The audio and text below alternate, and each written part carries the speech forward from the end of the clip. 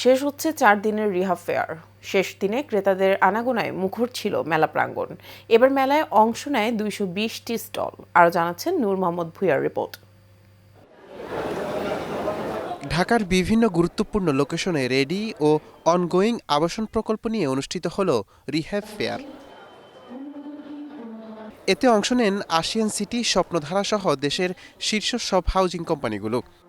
ASEAN city থেকে আমাদের booking দিলেই পেয়ে যাচ্ছে গোল্ড কয়েন, গাড়ি, তারপরে হচ্ছে বাইক, ডায়মন্ডের সেট। গত 3 দিন মোটামুটি সাড়া ছিল। আমরা আশা করছি আজকে শেষ দিন হিসেবে গত 3 দিনের থেকে সাড়াটা একটু বেশি হবে আশা করছি আমি।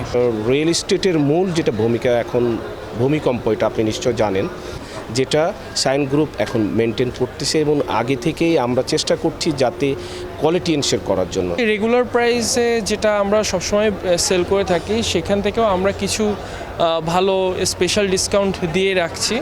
মেলায় শেষ দিনে ক্রেতা ও দর্শনার্থীদের উপস্থিতি ছিল চোখে পড়ার মতো। এ সময় মেলার আয়োজকরা জানান তাদের নানা পরিকল্পনার কথা। ক্রেতা সমাগম একটু ঠান্ডাজনিত কারণে একটু কম থাকলেও এখন দেখা যাচ্ছে বেশ ক্রেতা সমাগম হচ্ছে এবং তারা বিভিন্ন স্টলে যাচ্ছেন এবং তাদের পছন্দের একটি অ্যাপার্টমেন্ট নেওয়ার জন্য তারা বিস্তারিত তথ্য সংগ্রহ করছে। শহরের যানজট, ব্যক্তিগত ব্যস্ততা, পারিবারিক দায়িত্ব সবকিছুর মাঝেও মানুষ ছুটে এসেছেন একটি স্বপ্নের টানে। নূর মোহাম্মদ ভুঁইয়া, এশিয়ান টেলিভিশন, ঢাকা।